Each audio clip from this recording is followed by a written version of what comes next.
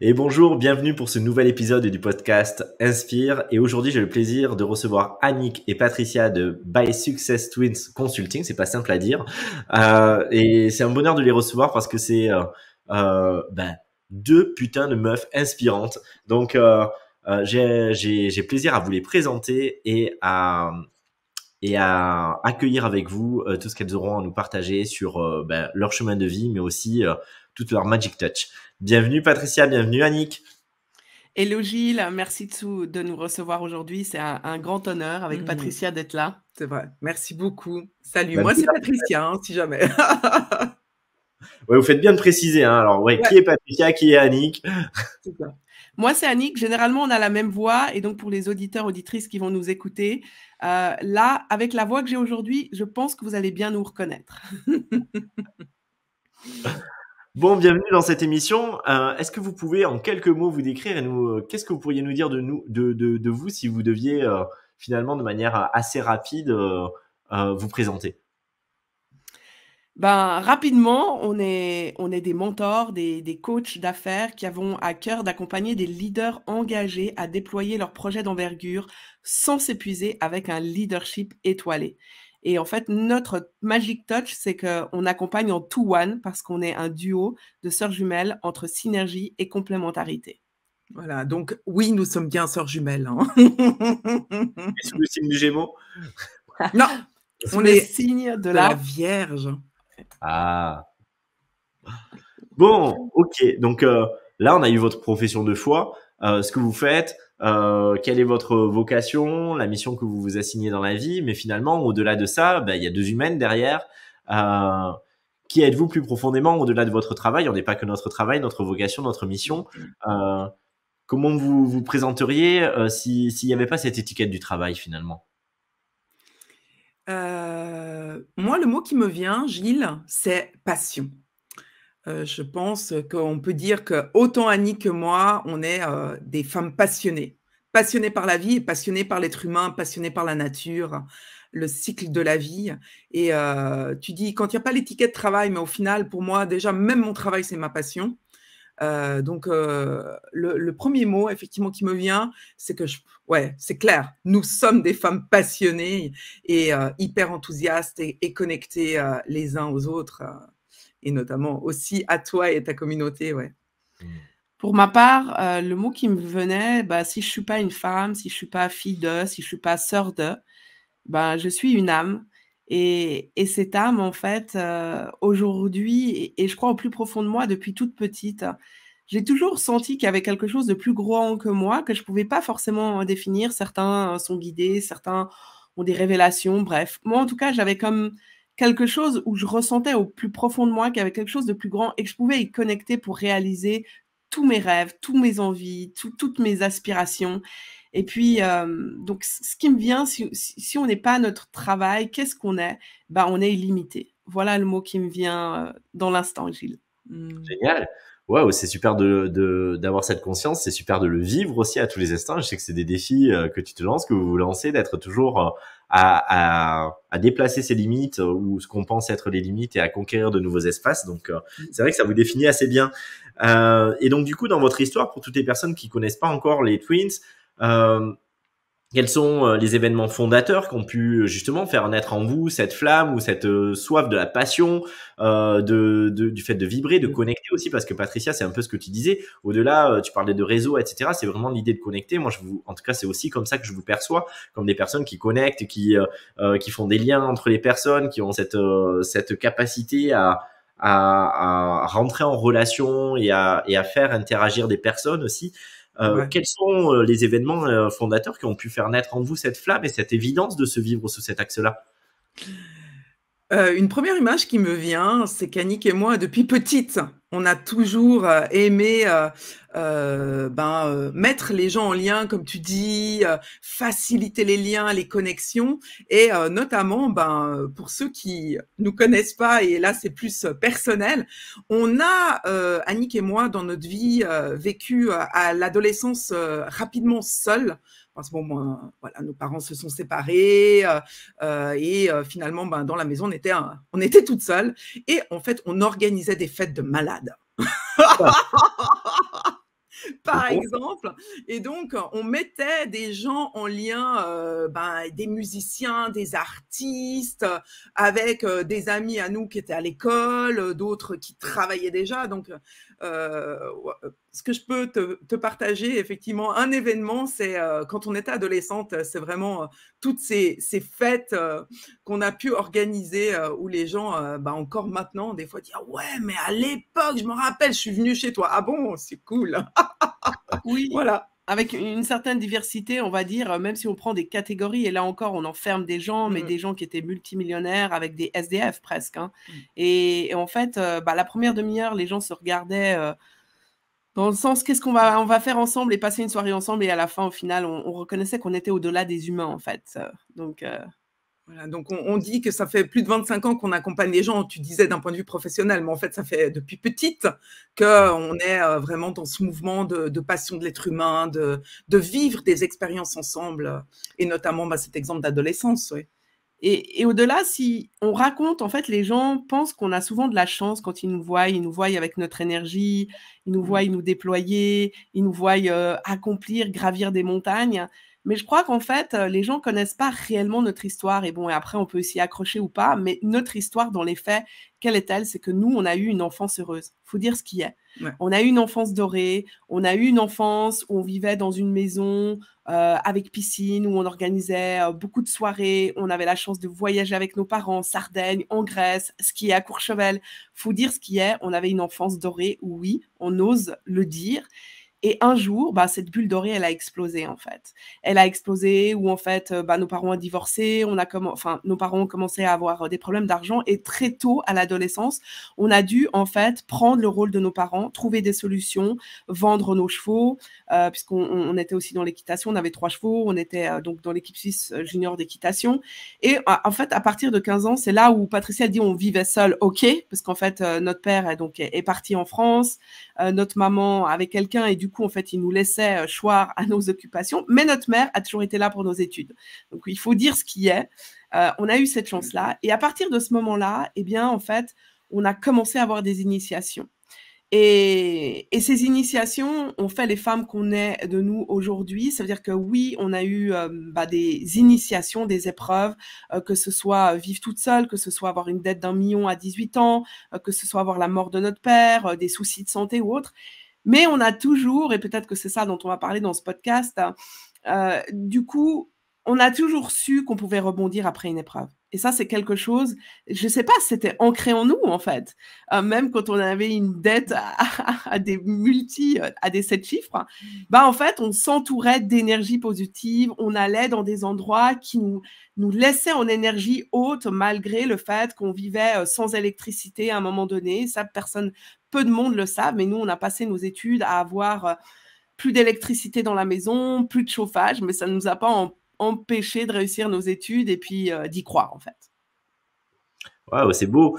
Et puis c'est un message inspirant pour toutes les personnes qui peuvent se dire, je me sens limité ou je me sens acculé à un moment de vie, et finalement tout est possible et tout est renversable. Mais ce que j'ai envie de dire aussi, en tout cas, c'est un questionnement que j'ai du coup de but en blanc pour vous. C'est finalement, est-ce que connecter, je me demandais quel est l'élément fondateur, qu'est-ce qui a fait naître cette flamme au-delà de cet épisode de l'adolescence, de faire des fêtes, etc. Est-ce que finalement, quelque part, connecter aussi, c'est pas une façon de faire surgir du coup la ressource en soi, c'est-à-dire c'est une nécessité d'être aussi en contact et de sentir la vie en soi. Et donc une fois que la vie est là, ça devient plus évident de rebondir. Mais finalement, c'est quand je m'entoure et que je suis dans l'échange que quelque chose s'ouvre aussi à l'intérieur, de l'ordre de la ressource que je pouvais penser manquante ou que j'aurais peut-être pas développée par moi-même et pour moi-même, dans l'interaction, se manifeste d'elle-même. Oui, c'est clair. C'est ce que tu partages avec tes mots qui sont toujours tellement justes. Ça permet effectivement de reconnecter la vie en soi et aussi de savoir s'entourer. Ça, c'est sûr. Donc, cette flamme, elle est là depuis toujours. Et à chaque initiation, comme tu dis, on la reconnecte grâce aux personnes qui sont là sur dans notre vie, j'ai envie de dire. Et puis, l'initiation, quand notre père s'est donné la mort, c'est sûr que moi, en tout cas, j'ai vraiment eu ce sentiment, comme tu dis, que la vie était là. Elle était en moi. Et qu'il y avait cette puissance du renouveau, de la renaissance qui était possible. Je pense que ce qui me vient aussi, c'est que Patricia est spécialiste des ressources, déployer les ressources.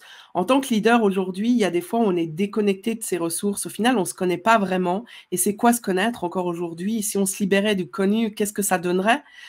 Donc, se réinventer dans l'instant. Et ça revient à ce que tu dis. Ça veut dire que chaque jour, j'ai une possibilité de me réinventer, d'aller reconnecter la vie en moi. Et c'est peut-être pas la vie que j'avais hier. C'est peut-être ça aussi. Aujourd'hui, on a une telle liberté de pouvoir grandir, de pouvoir accomplir des choses qu'on n'avait peut-être pas idée. Et donc, du coup, comment je me connecte à cette vie en moi à chaque jour? Et même si j'ai des épreuves, des initiations, et ça, j'ai vraiment envie que les gens qui nous voient ou qui nous écoutent soient connectés à ça, on a toujours les bonnes personnes, même si on a les deux genoux à terre, la face à terre, on est en sang, entre guillemets, si je prends une métaphore, on a toujours les bonnes personnes qui sont là à ce moment-là pour, j'ai envie de dire, nous accompagner, nous tenir une main, nous donner un sourire. Ou nous donner une claque parfois. Une claque pour avancer, c'est vrai. Nous, à un moment donné, moi, je me suis retrouvée à la rue. Donc, en fait, j'avais plus, ça aussi, peu de gens le savent, mais j'avais plus d'appartement. Je vivais dans ma voiture, en fait. Et encore une voiture. Ouais, c'est vrai. Non, mais en fait, c'est là où on voit, on a toujours des ressources. Hein. Donc, effectivement, j'avais encore une voiture. Merci, Patricia. Et j'avais des amis. Mais en fait, c'est pas ces amis-là qui m'ont tendu la main. Et ça aussi, j'ai envie que les gens qui nous écoutent ou qui nous voient, ils peuvent se reconnecter à ça. C'est des gens qui, par exemple, Françoise, qui se reconnaîtra peut-être, à une soirée, elle me connaissait pas, je lui explique ma situation, elle me dit, mais tu sais quoi, moi j'ai une baraque, je pars pendant 2 semaines, et donc elle m'offre les clés de sa baraque pendant 2 semaines. Je devais juste garder son chien, son labrador, que du reste j'ai paumé parce qu'il s'est échappé. Et qu'au moment où la fourrière allait mettre en fait le crochet sur le chien, j'ai dit stop et j'ai inventé une histoire comme quoi j'étais pas babysitter mais jeune fille au père et je parlais un accent étranger et qu'il ne devait pas prendre le chien en fait. Donc tout ça pour dire qu'on a toujours les bonnes personnes au bon moment et ça aussi c'est une des clés que j'ai envie de partager. Si on s'ouvre à quelque chose qu'on ne connaît pas et qu'on parle en vulnérabilité de ce qui nous arrive et peut-être qu'on a besoin de soutien ou d'oser demander de l'aide. Je crois qu'aujourd'hui aussi, les leaders d'aujourd'hui, on sait demander de l'aide, on sait s'offrir en vulnérabilité et ça, c'est quelque chose qu'on oublie aussi. Ça me paraît très important, effectivement. Je crois que autant en termes de savoir-être, mais autant aussi en termes d'échange avec les personnes. Je crois que les personnes, elles ont avant tout envie et besoin d'authenticité et pas uniquement de vulnérabilité, mais pouvoir l'être effectivement et pouvoir être authentique et ne pas forcément vouloir vendre ce qui nous apparaîtrait comme la meilleure version de nous-mêmes, style j'ai tout accompli ou autre, mais pouvoir être dans cette forme de transparence, ce que moi j'appelle la transparence, c'est-à-dire être nous dans tous nos états, dans tous nos points forts, dans toutes nos parties déjà mises en lumière et puis aussi dans nos parts d'ombre, dans ceux avec quoi on se sent pas encore tout à fait à l'aise, dans nos marges de progression, dans ce qui nous challenge encore et se dire que ce qu'on est suffit et ça n'enlève en rien notre capacité à accompagner, à aider, à révéler. Mais simplement ça fait de nous des humains et déjà à ce titre-là c'est quelque chose d'important de pas s'extraire de cette humanité au profit justement d'une profession, au profit d'une expertise, mais de la réintégrer dans cet environnement. Et du coup la connexion que vous évoquiez, et je crois que finalement c'est pas forcément ce que vous mettez au premier plan de vos accompagnements et de votre expertise, mais c'est finalement quelque chose qui en filigrane est extrêmement là parce que comme vous venez de nous le partager, c'est fondateur dans votre histoire. Ce sont ces rencontres qui à chaque fois ont fait basculer des moments de vie et ont généré des opportunités que vous avez su saisir. Mais d'un autre côté, c'est aussi ce que vous générez pour toutes les personnes que vous accompagnez. C'est ce champ d'opportunités et c'est aussi ce champ de se rendre compte des personnes qui sont là et d'arriver à les connecter dans la bonne énergie aussi, dans le bon état de conscience pour que tout ce qui est déjà là puisse prendre corps de manière différente. Oui, tellement. Et j'aime beaucoup ce que tu dis parce que effectivement, en fait, on parle de leadership étoilé. Et nous, quand on parle du mot étoilé, on parle évidemment du mot engagé, mais en fait, on est aussi beaucoup entre subtil et rationnel. Les étoiles, c'est le subtil aussi. Et tu as raison de dire que des fois, on ne met pas ça en avant. Et il est clair que dans notre manière de vivre notre vie, ce n'est pas que d'accompagner, il y a toujours ce doux équilibre de toutes les ressources internes, externes, subtiles et concrètes aussi qu'on rassemble pour être au service de plus grand que nous, comme tu dis, le leader inné.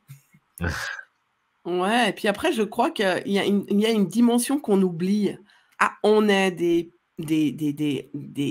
humains, quoi, des putains d'humains, je vais le dire, en Ouais, fait. Et en fait, j'ai senti que tu voulais le dire. c'est ça, ça veut dire qu'on oublie avoir de l'orgasme tous les jours, comme je dis toujours, je l'ai sorti, Gilles, ça faisait longtemps. Ouais. Cette vie orgasmique, évidemment qu'on n'est pas tous les jours dans cette vie orgasmique, mais et si on apprenait à retrouver cette âme d'enfant aussi, à se connecter aux plaisirs simples qui sont chacun les nôtres, hein, mais du coup, cette joie intérieure qui nous amène, voilà, moi, avant d'avoir cet échange avec vous, avec Patricia et toi, c'était aujourd'hui de quoi j'avais envie, d'un bon latte chai au bord du lac, en Suisse, de pouvoir me nourrir du soleil, voilà, dans une journée qui est chargée, d'accord, mais de reconnecter, avoir ces temps aussi de slow down, de ralentir pour justement juste écouter le flow et me laisser cette liberté d'en changer. Et je crois que ça aussi, c'est important et ça peut inspirer. Je crois que dans des vies qu'on peut croire fulgurantes comme ça, où tout d'un coup, ça va très vite, je pense qu'une des clés aussi, c'est d'apprendre à ralentir. On en parlait justement en off. Mmh. C'était Mmh. mon expérience de ce matin, ralentir. Super. Et donc du coup, vous nous avez déjà évoqué pas mal de choses. Vous avez balayé le décès de votre père, cette dette, le fait de s'être retrouvé seul. Donc ça, c'est effectivement des éléments fondateurs. Et tout à la fois, est-ce qu'il y a eu très tôt, peut-être aussi dans votre vie ou peut-être dans le présent, des rencontres aussi, justement, des personnes ressources qui ont été là, justement, qui ont jalonné, comme Françoise, je crois, pour cette maison prêtée. Mais de manière peut-être un peu plus structurelle, des personnes qui ont semé une graine ou qui ont été inspirantes pour vous aussi et qui vous ont donné un gap et un chemin à tracer, parfois Moi, par mal peut-être. J'ai 2 enseignants qui me viennent. Je pense que les enseignants, c'est des véritables enseignants au sens propre et au sens figuré. Rudy Graff, j'espère qu'il écoutera ce podcast, parce qu'il nous suit sur Facebook. Ça fait super longtemps, c'était l'école primaire, alors je sais plus en France comment c'est, mais bref, l'école quand on est toute jeune. Et il nous suit normalement pendant 3 ans, juste avant qu'on passe à un autre cycle. Alors évidemment, tous les degrés ont changé maintenant.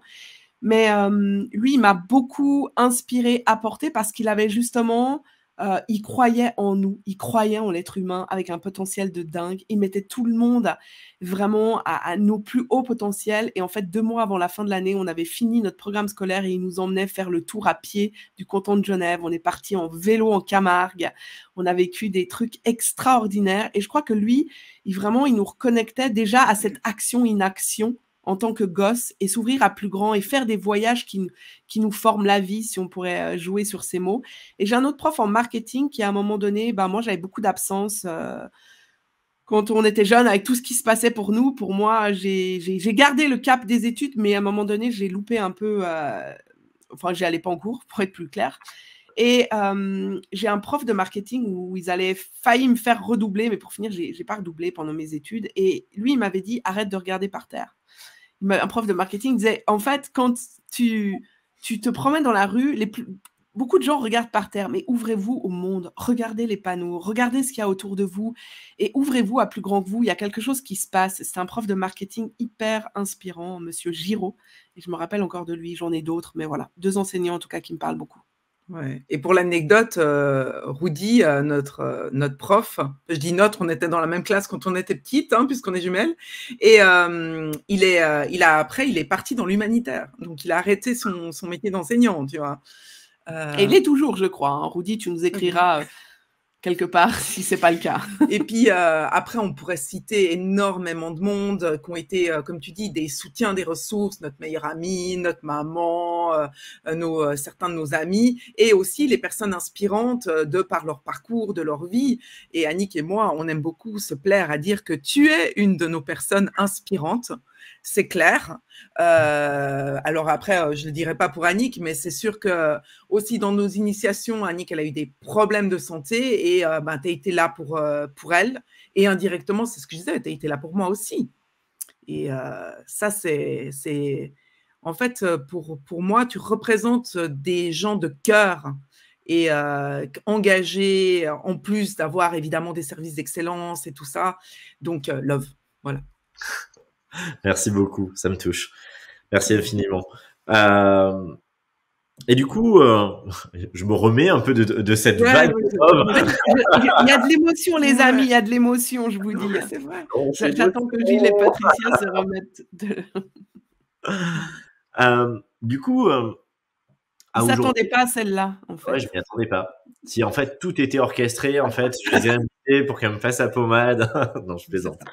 ça. Du coup, si vous deviez, qu'est-ce qui donne du sens à votre vie et aussi quelque part parce que l'heure tourne, quel est le message si nous restait une minute à vivre, quel est le message le plus urgent et le plus important que vous aimeriez délivrer aux personnes qui entendront ce podcast et qui y auront accès?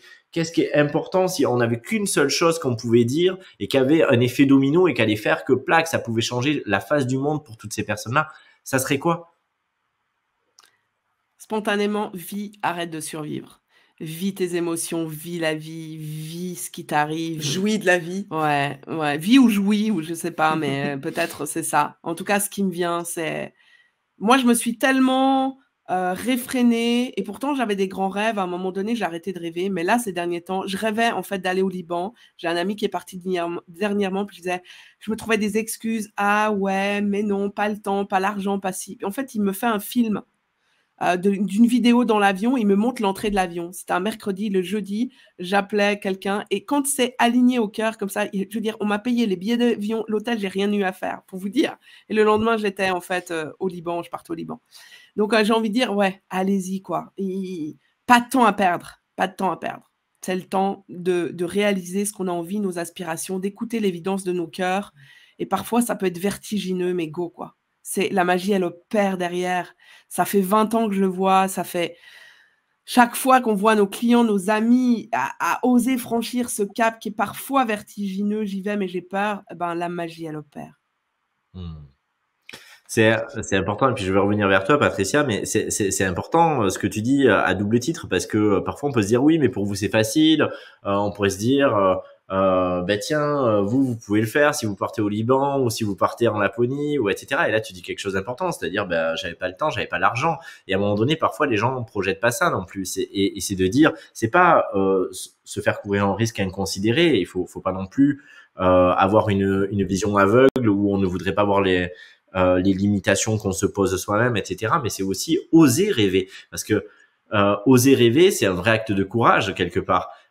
Oser réellement croire en son rêve pour qu'il se réalise et être au rendez-vous avec lui, c'est pas simplement rêvasser pour éviter une réalité, c'est réellement faire un choix conscient de nourrir quelque chose, une graine qu'on sème et qu'on va arroser, et donc du coup de pouvoir se laisser surprendre aussi par les aides de la vie, comme parfois par les épreuves de la vie qui sont toujours autant de ressources qui sont là, dans un sens comme dans l'autre, parce que la dualité fait partie de la vie, mais qui nous convoque et qui convoque notre propre présence en fait au rendez-vous avec la vie et en sortant d'une idée. Et moi, c'est ça que j'entends et je trouve ça hyper intéressant de dire bah oui, c'est vertigineux parfois effectivement, mais ça vaut le coup d'être au rendez-vous et j'ai peur, mais j'y vais quand même. Et ça aussi, c'est important. Je peux apprivoiser ma peur et elle n'est pas un frein. Elle est peut-être juste, au contraire, un garde-fou qui me permet d'aller encore plus loin. Et pour toi, Patricia? Oh, mais c'est tellement beau ce que vous avez dit. Ouais, putain. Ouais, et c'est beau et c'est vrai. Parce que, comme on est en train de dire, hein, il y a aussi la réalité concrète avec ce qu'on est en train de te partager et de vous partager. Ben, évidemment, Annick et moi, qu'on sait avancer, tenir le lead et réaliser des projets. Et ça demande de l'engagement, ça demande du passage à l'action. Certes, après, un passage à l'action, comme tu le dis, tellement connecté, conscient, et qui n'est pas voilà, je rêve pour rêver ou pour échapper à ma vie.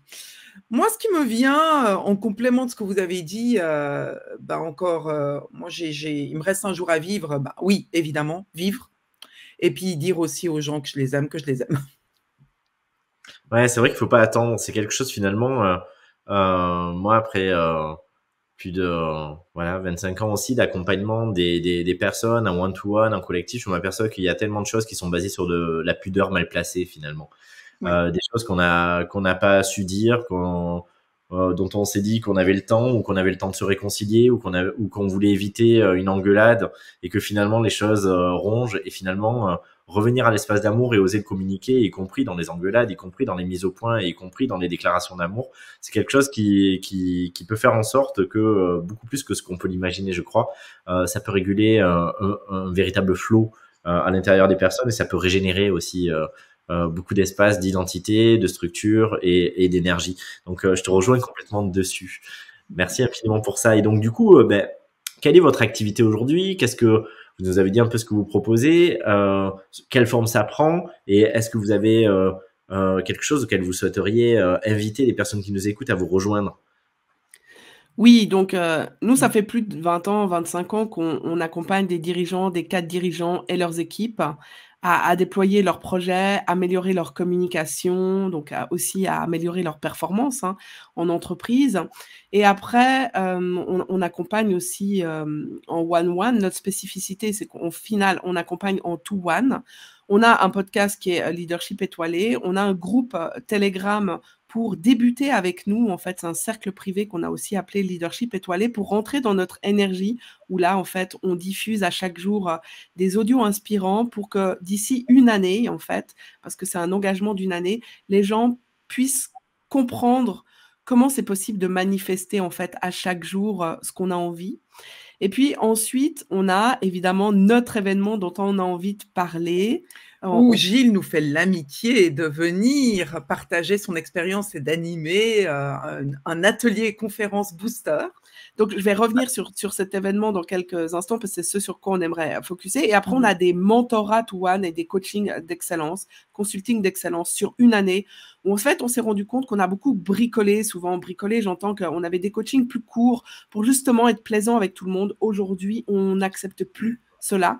On veut vraiment des gens engagés et on se rend compte qu'une année, il y a des cycles, que ce soit en entreprise ou dans l'entrepreneuriat ou l'intra-entrepreneuriat, et que ces cycles sont importants. Donc, et on se rend compte que beaucoup de gens ont fait beaucoup de choses, mais ils n'ont pas les bases solides. Et de temps en temps, il est bien de reprendre les fondations. Et puis les fondations, des fois, ça prend le temps que ça prend, en fait. Et donc, sinon, on a notre fameux événement qui est en fait les journées Leadership étoilé. Notre première exclusive aura lieu en Suisse le 18 mai, donc 2023 de cette année, c'est quasi dans 2 mois. Et on a l'honneur que tu fasses partie des intervenants. Et Patricia va vous expliquer un petit peu ce que c'est cette journée immersive qu'on a à cœur de vous partager aujourd'hui. Oui, donc le 18 mai, c'est notre première journée immersive sous cette forme. Pendant une journée, on invite les gens à venir expérimenter une journée où ils vont pouvoir aiguiser leur leadership pour déployer leur projet. Ça peut être un projet de vie personnelle, un projet de vie professionnelle, ça peut être un projet d'envergure, mais c'est en fait de dire, je vais aller aiguiser mon leadership sous différentes formes pendant une journée et de pouvoir repartir avec des étoiles dans les yeux, évidemment, et aussi beaucoup d'amour dans le cœur et aussi des clés techniques pour pouvoir dire, OK, il va y avoir des speakers signatures où on va parler de leadership et d'argent avec Margot et Sabina Klein, aussi speakers signature Jean-Pierre Padoue et Amélie Garelli qui vont nous parler aussi de comment trouver l'équilibre entre le yin et le yang, toujours pour déployer son leadership, et ces ateliers boosters où notamment tu vas pouvoir intervenir sur le leadership aussi et comment le quantique, ouais. Hein? En lien avec le quantique, faire ce lien entre la présence et le leadership. Ça, comment aller déployer son leadership au-delà effectivement de notre mission telle qu'on la voit et ouvrir les possibles. Et il y aura aussi la santé au service son leadership, tout ce qui est aussi trouver sa signature de leader. Voilà, donc il y a vraiment des ateliers comme ça. Sur la voie aussi, sur la voie, il y aura une visite du domaine. Et vu que vous avez compris qu'au début de cette interview, nous étions des anciennes fêtardes, nous aurons la chance d'avoir nos amis DJ qui organisent les soirées Odys, Dimos et Nchizo, qui vont finir en fait cette journée avec la chance de nous mixer en fait l'apéritif final. Et donc, en musique. Ouais. Et pendant toute la journée, évidemment que, puisque c'est sur le leadership, il va y avoir des défis, des moments de réseau où les gens vont pouvoir aller se présenter les uns les autres. Il y a un petit déjeuner, un lunch, cet apéritif, tout ça dans un écrin de verdure au fin fond de la, enfin pas au fin fond, au milieu de la Suisse. Il y a les trajets qui sont prévus aussi, hein, qui s'appellent les Portes des Iris. C'est un endroit magnifique où on a la vue sur le lac et sur les iris, évidemment. Il y a même des Américains qui viennent se marier dans ce domaine, tellement il est connu. Donc voilà, une journée comme on aime les organiser, où règne le sublime, entre subtil et rationnel, mais aussi du concret. Que les gens, si en fait toutes les personnes qui viennent à cet événement peuvent au moins repartir avec une chose qui va définitivement changer une des sphères de leur vie, c'est un peu ce à quoi on aspire avec Patricia à notre message aujourd'hui. C'est vraiment diffuser à plus grand nombre, d'être beaucoup plus visible, parce que nous, ça fait 20 ans qu'on organise aussi des immersions, 4 coins du monde, un peu comme toi, Gilles. Mais du coup, là, on a envie vraiment... Ouais, Gilles, je sais pas. Elle a connecté ta part... Je sais pas d'où il est venu. C'est la part américaine, c'est rien. En plus, moi, je suis vraiment pas américaine, mais bon, bref, je sais pas. En tout cas, il y a eu une connexion d'un autre. Je pense qu'il faut qu'on se fasse un voyage, Gilles, toi et moi, avec ta communauté quelque part. Bref, donc en tout cas, on a à cœur. Gilles vous mettra les informations. Si vous avez des questions, quoi que ce soit, ça va être un événement de dingue avec des speakers de dingue. Où toi, tu nous fais l'honneur d'être là. Et c'est un premier événement exclusif en Suisse. Il y en aura d'autres dans toute l'Europe. Mais là, profitez de pouvoir venir. Il y a des codes promo. Gilles a un code promo si ça vous intéresse aussi. Donc voilà, on a à cœur de vous voir nombreux, en tout cas, à cet événement. Merci pour toutes ces infos, et dans ce cadre effectivement prestigieux, dans ce moment qui va rassembler à la fois le côté effectivement business, excellence, et à la fois plaisir, cadre d'exception, etc. Et c'est aussi ce qui vous caractérise, ce côté de pouvoir présenter l'aspect élégant, prestigieux, et de pouvoir faire danser tout ça ensemble. Merci pour toutes ces informations, merci pour tout ce que vous aurez délivré, et puis pour ces messages inspirants aussi à destination des personnes qui se disent mais moi, comment je pourrais faire quelque chose? Et finalement, ce message, si je devais le résumer, tout est toujours possible, et parfois il faut aussi un peu s'arracher, il faut sortir de sa réserve, il faut oser y aller, même si on a peur, en challengeant sa peur, mais en étant au rendez-vous avec la vie, où qu'elle nous mène. Exactement. Un grand merci, Gilles. Merci à vous du fond du cœur, et à très bientôt. À bientôt. Merci à Salut tout le monde. monde. Ciao.